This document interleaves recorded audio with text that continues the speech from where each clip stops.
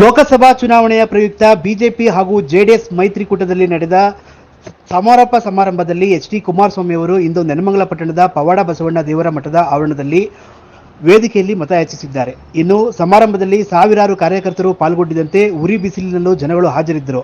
ದೀಪ ಹಚ್ಚುವುದರ ಮೂಲಕ ಕಾರ್ಯಕ್ರಮ ಚಾಲನೆಗೊಂಡಿದ್ದು, ಇನ್ನು ಕಾರ್ಯಕ್ರಮದಲ್ಲಿ ಅಭ್ಯರ್ಥಿ ಸುಧಾಕರ್, ಮಾಜಿ ಶಾಸಕರಾದ ನಾಗರಾಜು, ಡಾಕ್ಟರ್ ಕೆ. ಶ್ರೀನಿವಾಸಮೂರ್ತಿ, ಸೀತಾರಾಮು, ನಗರಸಭಾ ಸದಸ್ಯರಾದ ಎನ್. ಗಣೇಶ್, ಟಿ. ತಿಮ್ಮರಾಯಪ್ಪ ಮತ್ತಿತರರು ಈ ಸಂದರ್ಭದಲ್ಲಿ ಹಾಜರಿದ್ದರು. ನೆಲಮಂಗಲ ಸುದ್ದಿಗಾಗಿ ಲಕ್ಷ್ಮಣ್ ಮಂಡಿಗೆರೆ.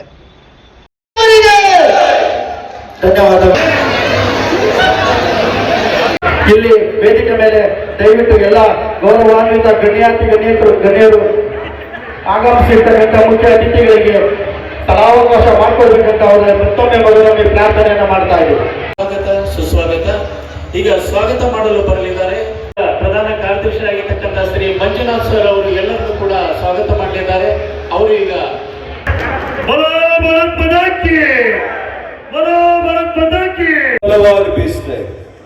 ಅದಕ್ಕೆ ಕಾರಣ ಮಾಜಿ ಪ್ರಧಾನಿಗಳು ಶ್ರೀ ದೇವೇಗೌಡಜಿಯವರು, ಇವತ್ತಿನ ಪ್ರಧಾನಿಗಳು ಮಾನ್ಯ ನರೇಂದ್ರ ಮೋದಿಯವರು, ಇಬ್ಬರು ದಿಗ್ಗಜರು.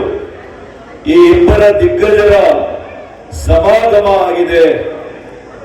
ಅದಕ್ಕೆ ಇವತ್ತು ಮಾನ್ಯ ಕುಮಾರಣ್ಣನವರು ಈ 3 ಇಂಜಿನ್ ಟ್ರಿಪಲ್ ಇಂಜಿನ್ ಆಗಿದೆ. ಮಣ್ಣಿನ ಮಗ ರೈತ ನಾಯಕರು ಮಾನ್ಯ ಯಡಿಯೂರಪ್ಪನವರು, ಇವರೆಲ್ಲರ ತಂಡ ಏನಾಗಿದೆ, ಡಬಲ್ ಇಂಜಿನ್ ಅಲ್ಲ ಟ್ರಿಪಲ್ ಇಂಜಿನ್ ಆಗಿದೆ. ಇಷ್ಟು ಗಾಳಿ ಬೀಸ್ತಾ ಇದೆ. ಚಿಕ್ಕಬಳ್ಳಾಪುರದಲ್ಲಿ ಕೂಡ ಗಾಳಿ ಬೀಸ್ತಾ ಇದೆ ಅಂತ ನಾನೆಲ್ಲ ಕೂಡ ಹೋಗಿದ್ದೇನೆ, ನೋಡ್ತಾ ಇದ್ದೇನೆ. ಇವತ್ತು ಕಾಂಗ್ರೆಸ್ ಪಕ್ಷ ಅದೇನೋ ಮೈತ್ರಿ ಮಾಡ್ಕೊಂಡಿದ್ದಾರೆ. ಇಂಡಿ ಮೈತ್ರಿ ಅಂತ, ಇಂಡಿಯಾ ಅಂತಾರೆ ಇಂಡಿಯನ್. ಈ ನಮ್ಮ ಮಂಡ್ಯದಲ್ಲಿ ಭಾರತವನ್ನೇ ಮಾರಲಿಕ್ಕೆ ಹೊರಟಿರುವಂತದ್ದು ಈ ಇಂಡಿ. ಹಾಗಾಗಿ ಇದನ್ನ ಯಾರು ಕೂಡ ನಂಬುವಂತ ಅವಕಾಶನೇ ಇಲ್ಲ.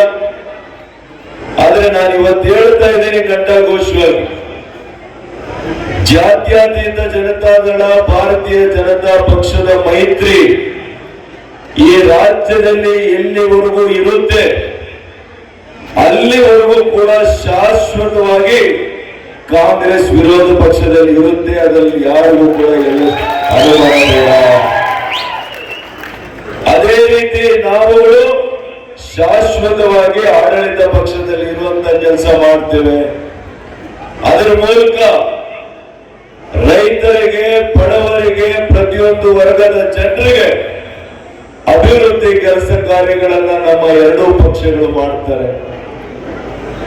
ಇವತ್ತು ಮಾನ್ಯ ಯಡಿಯೂರಪ್ಪನವರು ಮುಖ್ಯಮಂತ್ರಿಗಳಾಗಿದ್ದಾಗ ರೈತರಿಗೆ ವಿಶೇಷವಾಗಿರ್ತಕ್ಕಂಥ ಒಂದು ಬಡ್ಜೆಟ್ ಅನ್ನ ಮಾಡ್ತಾರೆ.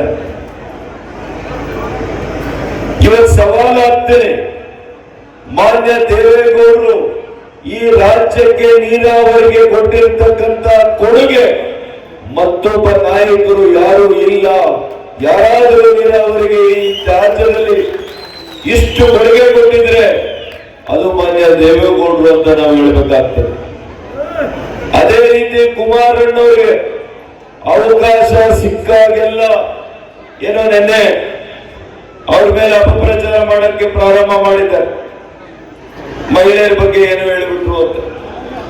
ಅಲ್ಲಿ ಮಹಿಳೆಯರಿಗೆ ಒಳ್ಳೇದಾಗಬೇಕು ಈ ರಾಜ್ಯದಲ್ಲಿ ಅಂತ ಹೇಳಿ ಸಾರಾಯಿ ನಿಷೇಧವನ್ನ ಮಾಡಿದಂತ ಯಾವ್ದಾದ್ರು ಗಂಡುಗಲಿ ಮುಖ್ಯಮಂತ್ರಿ ಅವತ್ತಿದ್ರೆ ಅದು ಕುಮಾರಣ್ಣವರು. ರೈತರ ದಯವಿಟ್ಟಮ್ಮ ಮತ್ತೆ ದಯವಿಟ್ಟು ಈ ಕಡೆ ಬನ್ನಿ ಪ್ಲೀಸ್, ಈ ಕಡೆ ಬನ್ನಿ, ಬಂದ್ಬಿಡಿ. ಆಗಿದ್ದಾಗ ಕೂಡ ರೈತರ ಸಾಲವನ್ನ ಮನ್ನಾ ಮಾಡಿದಂತವರು ಕೂಡ ಮಾನ್ಯ ಮಾಜಿ ಮುಖ್ಯಮಂತ್ರಿಗಳು ಕುಮಾರಣ್ಣವರು. ಇಂಥವರು ಮಹಿಳೆಯರ ಬಗ್ಗೆ ಎಂದೂ ಕೂಡ ಕೆಟ್ಟದ್ದು ಮಾತಾಡಕ್ ಸಾಧ್ಯ ಇಲ್ಲ. ಕಾಂಗ್ರೆಸ್ನವ್ರಿಗೆ ಹೇಳ್ಕೊಳ್ಳಕ್ಕೆ ಸಾಧನೆಯ ಸರ್ಕಿಲ್ಲ. ಸರ್ಕಿಲ್ದಿರ ಈ ರೀತಿಯ ಒಂದು ತಂತ್ರವನ್ನ ಹಿಡಿತಾ ಇದ್ದಾರೆ. ನಿನ್ನೆಯಿಂದ ಒಂದು ಗ್ಯಾರಂಟಿ 1,00,000 ರೂಪಾಯಿ ಕೊಟ್ಬಿಡ್ತೀವಿ. ಅವ್ರಿಗೆ ಹೇಗೂ ಗೊತ್ತು ಈ ದೇಶದಲ್ಲಿ ಕಾಂಗ್ರೆಸ್ 40 ಸ್ಥಾನಕ್ಕಿಂತ ಜಾಸ್ತಿ ಬರೋದಿಲ್ಲ ಅಂತ ಅವ್ರಿಗೆ ಗೊತ್ತಿದೆ. ಪರ್ಮನೆಂಟ್ ಆಗಿ ಅವರು ವಿರೋಧ ಪಕ್ಷದ ಸ್ಥಾನದಲ್ಲಿ ಈ ಕೇಂದ್ರ ಸರ್ಕಾರ ಮಾಡಲಿಕ್ಕೆ ಸಾಧ್ಯ ಇಲ್ಲ. ಅವರು ಮುಂದೆ 50 ವರ್ಷಗಳಾದ್ರೂ ಕಾಂಗ್ರೆಸ್ ಕೇಂದ್ರ ಸರ್ಕಾರ ಮಾಡ್ಲಿಕ್ಕೆ ಸಾಧ್ಯ ಇಲ್ಲ. ಅದಕ್ಕೆ ಇವತ್ತು ಬಂಡಲ್ 1,00,000 ರೂಪಾಯಿ ಕೊಡ್ತೀವಿ ಅಂತ ಗ್ಯಾರಂಟಿ ಕಾರ್ಡ್ಗಳನ್ನ ಕೊಡ್ತಾ ಇದ್ದಾರೆ. ಇದನ್ನ ನಂಬಲಿಕ್ಕೆ ಹೋಗ್ಬೇಡಿ ಅಂತ ತಾಯಂದ್ರಿಗೆ ಮನವಿ ಮಾಡ್ತಾರೆ. 2,000 ಕೊಡ್ತೀವಿ ಅಂತ ಹೇಳಿ ಕೊಡೋದ್ರಿಂದಾನೇ ರಾಜ್ಯದ ಆರ್ಥಿಕ ಪರಿಸ್ಥಿತಿ ಅಧೋಗತಿಗೆ ಹೋಗಿದೆ. 1 ಕಿಲೋಮೀಟರ್ ರಸ್ತೆ ಮಾಡಕ್ ಆಗ್ತಾ ಇಲ್ಲ ಇವರಿಗೆ. ಇನ್ನು ದೇಶದ ಬೊಕ್ಕಸದಿಂದ 1,00,000 ಯಾರಿಗಾದ್ರೂ ಕೊಟ್ಬಿಟ್ರೆ ಈ ದೇಶವನ್ನ ಹಾಳು ಮಾಡುವಂತ ಕೆಲಸ ಮಾಡ್ತಾರೆ. ಏನು ಮಾನ್ಯ ಪ್ರಧಾನಿಗಳು ಈ ದೇಶವನ್ನ ಆರ್ಥಿಕ 5ನೇ ಸ್ಥಾನಕ್ಕೆ ಆರ್ಥಿಕವಾಗಿ ತೆಗೆದುಕೊಂಡು ಹೋಗಿದ್ದಾರೆ. ಇವರು ಬಂದ್ರೆ ಬಹುಶಃ ಪಾಕಿಸ್ತಾನಕ್ಕಿಂತ ಕೂಡ ಹಿಂದಕ್ಕೆ ತಗೊಂಡು ಹೋಗುವಂತ ಕೆಲಸ ಮಾಡ್ತಾರೆ. ಇದಕ್ಕೆ ದಯವಿಟ್ಟು ಯಾರು ಕೂಡ ಅವಕಾಶ ಮಾಡಿಕೊಡಬೇಕು. ಕಾಂಗ್ರೆಸ್ ಪಕ್ಷ ಕಳೆದ ವಿಧಾನಸಭೆಯ ಚುನಾವಣೆಯಲ್ಲಿ ಅಧಿಕಾರಕ್ಕೆ ಬಂದಿದ್ದಾರೆ. 5 ಗ್ಯಾರಂಟಿಗಳನ್ನು ಹೊರತುಪಡಿಸಿದ್ರೆ ಇನ್ನು ಯಾವುದೇ ಕಾರ್ಯಕ್ರಮಗಳನ್ನು ನೀವು ಕಾಣಲಿಕ್ಕೆ ಸಾಧ್ಯ ಇಲ್ಲ. ಆ 5 ಗ್ಯಾರಂಟಿಗಳನ್ನು ಕೊಡ್ಲಿಕ್ಕೆ 1,05,000 ಕೋಟಿ ರೂಪಾಯಿಗಳ ಸಾಲವನ್ನು ಮಾಡಿದ್ದಾರೆ. 1,05,00,000 ರೂಪಾಯಿ ಸಾಲ, 1,05,00,000 ರೂಪಾಯಿಗಳನ್ನು ಇವರಿಗೆ ಗ್ಯಾರಂಟಿಯ ಹಣ ಏನು ಕೊಟ್ಟಿದ್ದಾರೆ, ಕೊಟ್ಟಿದ್ದೇವೆ ಅಂತಾರೆ. ಯಾರ್ಯಾರಿಗೆ ಬಂದಿದೆಯೋ ಇನ್ನೂ ಗೊತ್ತಿಲ್ಲ. ಸ್ವಲ್ಪ 52,000 ಕೋಟಿ ಹೇಳ್ತಾ ಇದ್ದಾರೆ. ಈ 52,000 ಕೋಟಿ ನೀವು ಕೊಟ್ಟರು ಕೊನೆಗೆ ಅಂತಿಮವಾಗಿ ಈ 52,000 ಕೋಟಿಯನ್ನು ಕೊಡ್ತಾ ಇದ್ದಾರೆ. ಅದಕ್ಕೆ ರಾಜ್ಯ ಸರ್ಕಾರ ಈಗ 1,05,000 ಕೋಟಿ ಸಾಲ ಏನು ಮಾಡಿದ್ದಾರೆ, ಸಾಲ ಯಾರು ತೀರಿಸಬೇಕು? ಈ ಸರ್ಕಾರ ಮಾಡ್ತಿರ್ತಕ್ಕಂಥ ಸಾಲ ನೀವುಗಳೇ ತೀರಿಸಬೇಕು.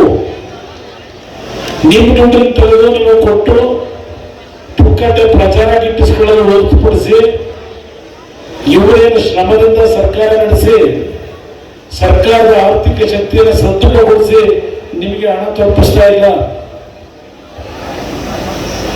ಇವರು ಅದಷ್ಟೇ ಅಲ್ಲ, ನಾನು ಈ ಸರ್ಕಾರವನ್ನ ಪಿಕ್ ಪ್ಯಾಕೆಟ್ ಸರ್ಕಾರ ಅಂತಕ್ಕಂಥ ಹೇಳಿದ್ದೇನೆ. ನಮ್ಮ ಹೆಣ್ಣು ಮಕ್ಕಳ ಗಮನಕ್ಕೆ ತರ್ತಕ್ಕಂಥದ್ದು, ನನ್ನ ತಾಯಂದ್ರ ಗಮನಕ್ಕೆ ತರ್ತಕ್ಕಂಥದ್ದು, ಒಂದು ಕಡೆ ನಿಮಗೆ 2,000 ರೂಪಾಯಿ ಹೇಳಿದ್ದಾರೆ. ಆದರೆ ನಿಮ್ಮ ಕುಟುಂಬದಲ್ಲಿ ಶ್ರಮಪಟ್ಟು ಜೀವನ ಮಾಡ್ತಕ್ಕಂಥ ಕುಟುಂಬದ ಯಜಮಾನರುಗಳಿಂದ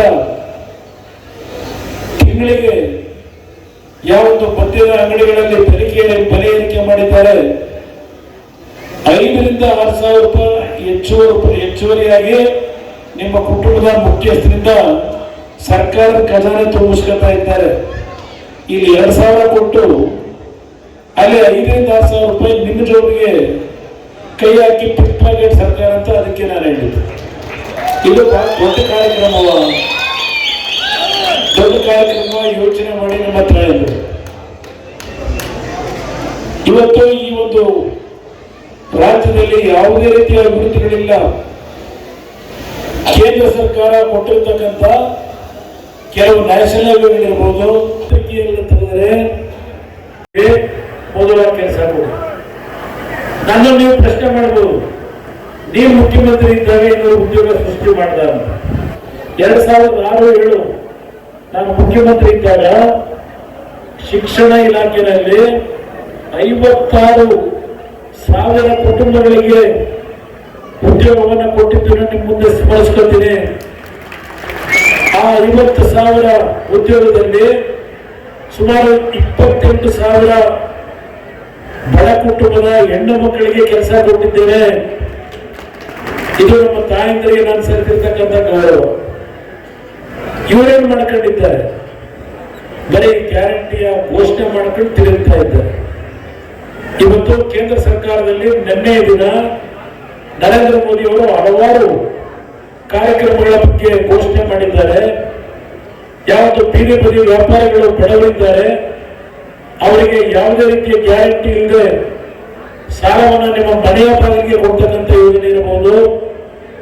ಹೆಣ್ಣು ಮಕ್ಕಳು ಈ ದೇಶದಲ್ಲಿ ಸುಮಾರು 3 ಕೋಟಿ ಹೆಣ್ಣು ಮಕ್ಕಳಿಗೆ ಲಕ್ಷಪತಿ ಅಂತಕ್ಕಂಥ ಒಂದು 3 ಕೋಟಿ ಹೆಣ್ಣು ಮಕ್ಕಳಿಗೆ ಅವರು ಸ್ವಂತ ಉದ್ಯೋಗವನ್ನು ಮಾಡಲಿಕ್ಕೆ ಅವರು ಈ ಒಂದು ಕಾರ್ಯಕ್ರಮವನ್ನು ಕೊಟ್ಟಿದ್ದಾರೆ. ಹೀಗೆ ಹಲವಾರು ರೀತಿಯ ಯೋಜನೆಗಳಿದ್ದಾವೆ. ನಿನ್ನೆ ದಿನ ಮೈಸೂರಿಗೆ ನರೇಂದ್ರ ಮೋದಿ ಅವರು ಬಂದಿದ್ರು, ನೀವೆಲ್ಲ ನೋಡಿದ್ದೀರಿ ಟಿವಿಗಳಲ್ಲಿ. ಪಕ್ಷ ಹೇಳಿದ್ರು ಕಳೆದ ಚುನಾವಣೆಗಿಂತ ಮುಂಚೆ ನಮ್ಮ ಕನಕಪುರದ ಸಂಗಮದಿಂದ ಪಾದಯಾತ್ರೆ ಹೊರಟು ಮೇಕೆದಾಟಿನ ನಿರ್ಮಾಣ ಮಾಡ್ತೀವಿ, ನಮ್ಮ ನೀರು ನಮ್ಮ ಹಕ್ಕು ಅಂತ ಹೇಳಿದ್ರು. ಈ ಸರ್ಕಾರ ಬಂದು ನಮ್ಮ ನೀರು ನಮ್ಮ ಹಕ್ಕು ಅಂತಕ್ಕಂಥ ಘೋಷಣೆ ಮಾಡೋದಿಲ್ಲ. ಈ ನೀರನ್ನ ಕನ್ನಡಿಗರಿಗೆ ಕೊಟ್ಟಿದ್ದಾರೋ ನಮ್ಮ ನೀರು ತಮಿಳುನಾಡಿನ ಹಕ್ಕು ಅಂತ ತೀರ್ಮಾನ ಮಾಡಿದ್ರು. ನಿಮ್ಮ ಕಣ್ಣ ಮುಂದೆ ಇದೆ ಇವತ್ತು ಸರ್ಕಾರ ಮಾಡಿರ್ತಕ್ಕಂಥ ಅವರ ತೀರ್ಮಾನಗಳು. ಈಗಾಗಲೇ ಪಕ್ಕದ ತಮಿಳುನಾಡಿನ ಮುಖ್ಯಮಂತ್ರಿ ಹೇಳ್ತಾ ಇದ್ದಾರೆ ಮೇಕೆದಾಟನ್ನ ಕಟ್ಟಲಿಕ್ಕೆ ನಾವು ತಮಿಳುನಾಡು ಸರ್ಕಾರ ರಾಜ್ಯ ಸರ್ಕಾರಕ್ಕೆ ಒಪ್ಪಿಗೆ ಕೊಡಲ್ಲ ಅಂತ ಹೇಳಿದ್ದಾರೆ. ಇದು ಈ 2 ಪಕ್ಷಗಳು ಹೊಂದಾಣಿಕೆಯನ್ನು ಮಾಡ್ಕೊಂಡಿರೋದು. ಇವತ್ತು ನಾನು ಈ ಮೈತ್ರಿಯ ಒಂದು ಹೊಂದಾಣಿಕೆ, ಬಿಜೆಪಿ ಮತ್ತು ಜೆಡಿಎಸ್ ನ ಹೊಂದಾಣಿಕೆ ನಮ್ಮನ್ನ ಬೆಳೆಸಿರ್ತಕ್ಕಂಥ ತಂದೆ ತಾಯಿಗಳು ನೀವೇನಿದ್ದೀರಿ, ನಿಮ್ಮ ಗಮನಕ್ಕೆ ತರತಕ್ಕಂಥದ್ದು ಈ ಹೊಂದಾಣಿಕೆ. ನಾವೇನೋ ವೈಯಕ್ತಿಕವಾದ ಸ್ಥಾನಮಾನ ಪಡಿಬೇಕು ಅಂತ ಅಲ್ಲ. ನಮ್ಮ ರಾಜ್ಯಕ್ಕೆ ಬರಬೇಕಾದಂತ ಹಲವಾರು ನೀರಾವರಿ ಯೋಜನೆಗಳೇನಿದೆ, ಆ ನೀರಾವರಿ ಯೋಜನೆಗಳ ಜೊತೆಗೆ ಹಲವಾರು ಅಭಿವೃದ್ಧಿ ಕಾರ್ಯಕ್ರಮಗಳಿಗೆ ಕೇಂದ್ರ ಸರ್ಕಾರದಿಂದ ಯಾವ ರೀತಿ ಹಣವನ್ನ ಇವತ್ತು ತರಬೇಕಾಗಿದೆ. ನಿನ್ನೆ ನರೇಂದ್ರ ಮೋದಿ ಅವರು ಮೈಸೂರಿನ ಸದನಲ್ಲಿ ನನ್ನ ಹೆಸರನ್ನ ಕುರಿತು ಒಂದು ಮಾತು ಹೇಳಿದರು. ಕುಮಾರಸ್ವಾಮಿ ಅವರು ಅನುಭವ ಇದೆ. ಕುಮಾರಸ್ವಾಮಿ ನಾವು ಗಾಳಿ ತಗೊಂಬೇಕಾದ್ರು ಕಾಸು ಕೊಟ್ಟು ಜೀವನ ಮಾಡಬೇಕು. ವಾತಾವರಣ ಆ ಥರ ಸೃಷ್ಟಿ ಮಾಡಿಬಿಟ್ಬಿಟ್ಟವ್ರೆ. ಇವೆಲ್ಲ ಏನಾದ್ರು ರದ್ದಾಯಿತು, ಅಕಸ್ಮಾತ್ ಈ ಸತಿ ಏನಾದ್ರು ಲೋಕಸಭಾ ಅಭ್ಯರ್ಥಿಗಳು ಕಾಂಗ್ರೆಸ್ಸಲ್ಲಿ ಕಡಿಮೆ ಗೆದ್ದರೆ ಇಮ್ಮಿಡಿಯೇಟ್ಲಿ ರದ್ದು ಮಾಡ್ತಾರೆ. ಅವಾಗ ಜನಗಳೆಲ್ಲ ಹತಾಶೆ ಆಗ್ತಾರೆ. ನಾವು ಹೆಂಗೋ ಜೀವನ ಮಾಡ್ತಾ ಇದ್ದೋ ತಾಮಂದಿನೇನೋ ಕೊಡ್ತೀವಿ ಅಂತೇಳಿ ನಮ್ಮೆಲ್ಲ ಆಸೆಬುಕ್ಕರಾಗಿ ಮಾಡಿ ನಮಗೆ ತಿರ್ಗಾ ಬಲಿಪಶು ಮಾಡೋದು ಅಂತೇಳಿ. ಆದ ಕಾರಣ ಅವ್ರು ಕೊಡ್ತಕ್ಕಂಥ ಯಾವ ಗ್ಯಾರಂಟಿಗಳು ಕೂಡ ಶಾಶ್ವತ ಅಲ್ಲ. ನಮ್ಮ ಒಂದೇ ಗ್ಯಾರಂಟಿ, ಅದು ಮೋದಿ ಗ್ಯಾರಂಟಿ. ಇಡೀ ದೇಶನೇ ಸುಭಿಕ್ಷವಾಗಿರ್ತಕ್ಕಂಥ ನಮ್ಮನ್ನೆಲ್ಲ ಸಾಕ್ತಾ ಇರ್ತಕ್ಕಂಥವ್ರು ನರೇಂದ್ರ ಮೋದಿಯವರು. ನಾನು ಒಂದನ್ನು ಕೇಳಲಿಕ್ಕೆ ಬಯಸ್ತೀನಿ, ನರೇಂದ್ರ ಮೋದಿಗೆ ಹೆಂಡತಿ ಇಲ್ಲ, ಮಕ್ಕಳಿಲ್ಲ, ಯಾರೂ ಇಲ್ಲ. ಅವರೆಲ್ಲ ದೇಶನೇ ನನ್ನ ತಂದೆ ತಾಯಿ. ದೇಶದಲ್ಲಿರ್ತಕ್ಕಂಥ ಎಲ್ಲರೂ ಕೂಡ ನನ್ನ ಸೋದರ ಬಂದವರು. ಅವ್ರನ್ನ ಕಾಪಾಡಬೇಕು ಅಂತೇಳಿ ಪಣ ತೊಡಿರ್ತಕ್ಕಂಥ ನರೇಂದ್ರ ಮೋದಿಯವರು. ನರೇಂದ್ರ ಮೋದಿ ಹಣ ಮಾಡಬೇಕು ಅಂತ ಆಸೆ ಇಲ್ಲ, ಆಸ್ತಿ ಮಾಡಬೇಕು ಅಂತ ಆಸೆ ಇಲ್ಲ, ಯಾವುದೂ ಇಲ್ಲ. ಅಂಥ ಒಬ್ಬ ಪ್ರಧಾನಮಂತ್ರಿ ಕೈ ಕೆಳಗೆ ನಾವೆಲ್ಲ ವಾಸ ಮಾಡ್ತೀವಿ ಅಂದರೆ ಎಂಥ ಸಂತೋಷ ಇರ್ತಕ್ಕಂಥ ವಿಚಾರ. ಮೊನ್ನೆ ಪಾಪ ಯಾರೋ ಒಬ್ಬ ವಕೀಲರು ಹೇಳ್ತಾ ಇದ್ರು, IPL ದಂಧೆ ಮಾಡಿ ಅಮಿತ್ ಶಾ ಮತ್ತು ನರೇಂದ್ರ ಮೋದಿ ದುಡ್ಡು ಹೊಡಿಬೇಕು ಅಂತ ಪ್ಲ್ಯಾನ್ ಮಾಡ್ತಾರಂತೆ. ಈ ನಾಡಲ್ಲಿ, ದೇಶದಲ್ಲೇ ದುಡ್ಡನ್ನು ಚಲಾವಣೆ ಯಾವ ರೀತಿ ಮಾಡಬೇಕು ಅಂತ ತೋರಿಸ್ಕೊಟ್ಟಿದ್ದೆ ಬಿಜೆಪಿಗೆ ಯಾಕಿರ್ಬೇಕು ದುಡ್ಡು? IPL ಆಡಿಸಿ ಅಂತ ದಂಧೆ ಮಾಡಿ ದುಡ್ಡು ಮಾಡೋಂಥ ಅವಶ್ಯಕತೆ ಭಾರತೀಯ ಜನತಾ ಪಾರ್ಟಿಯ ನಮ್ಮ ಅಮಿತ್ ಶಾ ಅವ್ರಿಗೈತಾ? ನರೇಂದ್ರ ಮೋದಿ ದುಡ್ಡು ಏನು ತೆಗಬೇಕು ಅವ್ರಿಗೆ? ದುಡ್ಡು ಪ್ರಿಂಟ್ ಮಾಡೋದಕ್ಕೆ ಯಾವ ರೀತಿ ಮಾಡಬೇಕು? 500 ರೂಪಾಯಿ ನೋಟ್ ಮಾಡೋಣ ಬೇಕಾದ್ರೆ ರದ್ದು ಮಾಡೋ ಶಕ್ತಿ ಇರ್ತಕ್ಕಂಥ ನರೇಂದ್ರ ಮೋದಿ ಅವರಿಗೆ. 1000 ರೂಪಾಯಿ ನೋಟ್ ಮಾಡೋದು ರದ್ದು ಮಾಡಿದ್ರು. ಮುಂದೇನೂ ಅಷ್ಟೇ, ಏನೇ ತೀರ್ಮಾನ ತಗೋಬೇಕಾದ್ರು ದುಡ್ಡನ್ನು ಚಲಾವಣೆ ಮಾಡ್ತಕ್ಕಂಥ ಶಕ್ತಿ ಇರೋದು ನರೇಂದ್ರ ಮೋದಿ ಅವರಿಗೆ. ಈತ ಯಾರಪ್ಪ ಬರ್ದ ತಿಳ್ಕೊಂಡು ಅದ್ರ ಬಗ್ಗೆ